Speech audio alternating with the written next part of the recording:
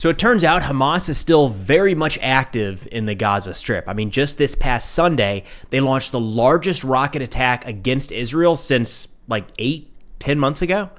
So on Sunday, we got news and saw some footage of a Hamas rocket attack against Ashkelon in Israel. 10 total rockets were fired, which doesn't sound like a lot. It's not a lot compared to what it was at the beginning of the war, but there's some notable aspects here.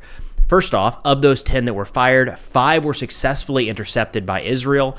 5 made it through and did impact in Ashkelon. My understanding is that there was some damage to the city, and then 1 individual was wounded and nobody was killed.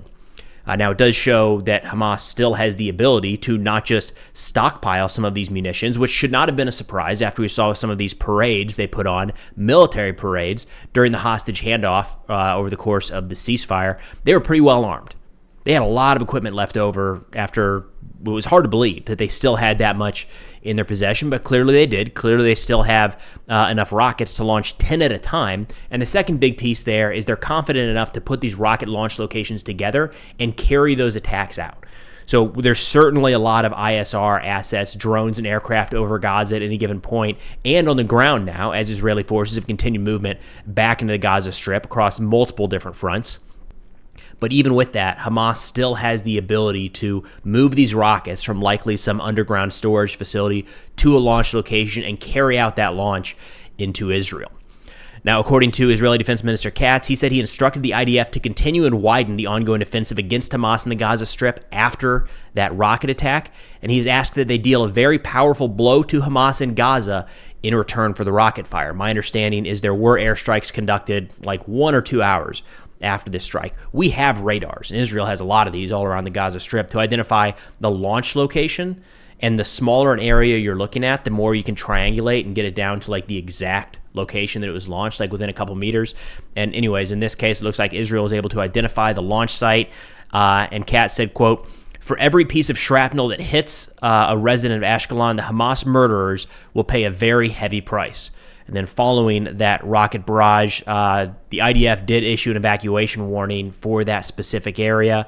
Colonel Adrei, the Arabic language spokesperson, said that this was the final warning before the IDF began carrying out strikes in that rocket launch location. Now, turning back here to the United States, we had Prime Minister Netanyahu on not really a surprise visit, but a hurried-up, expedited visit. We thought he was going to be coming here sometime in the next 2 weeks. Maybe there's a lot of things happening. Tensions with Iran probably being at the top of that list.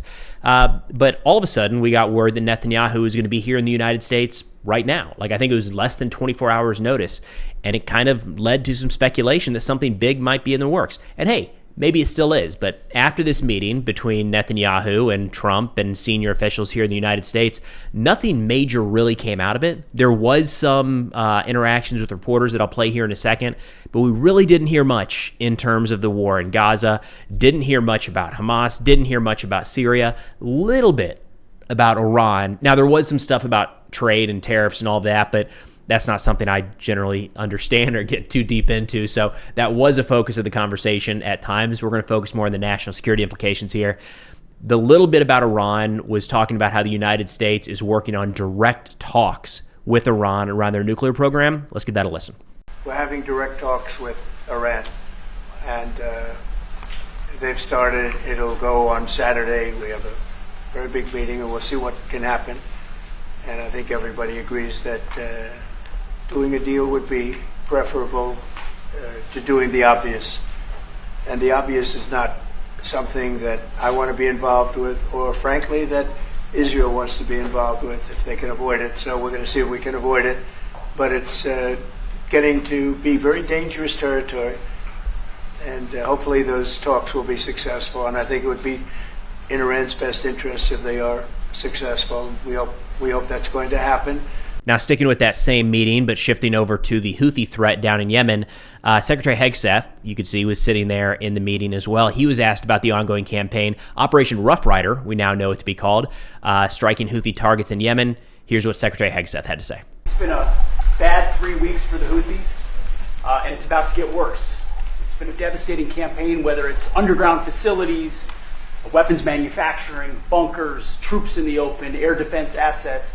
We are not going to relent, and it's only to get more unrelenting until the Houthis declare they will stop shooting at our ships. And we've been very clear to the Iranians as well. They should not continue to provide support to the Houthis, and that message has been made very clear. So we have a lot more options and a lot more pressure to apply, and we know, because we see the reports, how devastating this campaign has been in them, and we will not relent. All right, so we know the strikes are continuing. We've got the footage coming out of Central Command almost every day now that, there's Tomahawks being launched, which is a whole other story, by the way. And we're using B-2s and like highly advanced missiles from those B-2s to strike the Houthis, and we're using Tomahawks. And there's a very good argument that we should maybe be sitting on those for an adversary like China, but that's neither here nor there. And that was a big argument under the Biden administration, so that has nothing to do with Trump versus Biden. That's a CENTCOM issue versus Indo-PACOM. But nonetheless, we've seen the strikes are continuing, but they're still happening by the Houthis as well, which led to some interesting reporting about the possibility of a ground invasion, which we're going to quell that one, squash that here and now. But anyways, what we've seen from the Houthis in recent days is they're continuing these attacks, not just against U.S. warships in the Red Sea and the Gulf of Aden, but also against Israel. So they've claimed responsibility for firing a few drones into Israeli territory. Those were intercepted by Israel. One of them, I believe, was actually intercepted by a helicopter. Use what you have, right? Slow-moving drone. Why not? Put an Apache up, shoot it down. I think we've got the footage from that. And then at least 2 different attacks, according to the Houthis, against U.S. warships yesterday. They say using drones and cruise missiles. This is one of those gray areas where this is a change from the last administration, and we've talked about this in recent videos. The previous administration used to talk a lot about the number of shoot-downs of Houthi missiles. This one is not. So all we're really getting is the Houthis saying, we did it again, and then silence on the American side. So I would not take that to mean that these strikes were effective in any way, shape, or form in terms of actually striking American ships, but we're not getting the second order reporting there of did they miss by a wide margin, were they intercepted, and so on. Now, all of this led to a CNN article yesterday that, unfortunately, as you can kind of expect, I saw people grab little segments of this and just run with it and say, hey, the U.S. is preparing for a ground invasion, amphibious assault into Yemen. Look out, here it comes. And they point to the carrier strike groups moving into the region as evidence of this, which, yes, technically some of those assets would be there, but let's move past that. Let's focus on the air assets and the air defense assets in these carrier strike groups, because I think those are probably more of the story looking forward. But nonetheless, CNN ran an article that was titled, "Far from being cowed by U.S. airstrikes, Yemen's Houthis may be relishing them." And the article, if you read the article, it's going to sound very similar to things we've talked about on this channel, where it's like, yeah, we're probably killing some Houthis. The argument is maybe as many as 80 senior officials at this point. And we have started to see some media mourning the death of Houthi senior leadership, generals, military officers. So we know that's happening. But at the same time, the attacks are continuing. So it's very hard to say that like they've worked or they're done or they've accomplished anything. This feels very much like the last wave of back and forth that we had leading up to the ceasefire in Gaza. So I understand all that. I'm kind of on board with that. I think that's kind of where things sit. The issue here is the CNN article then went, quote, "Regional diplomatic sources say preparations are underway for a ground operation that will be launched from the south and east, as well as along the coast. A coordinated offensive could also involve Saudi and U.S. naval support in an attempt to retake the port of Hodeidah." Now, here's the thing.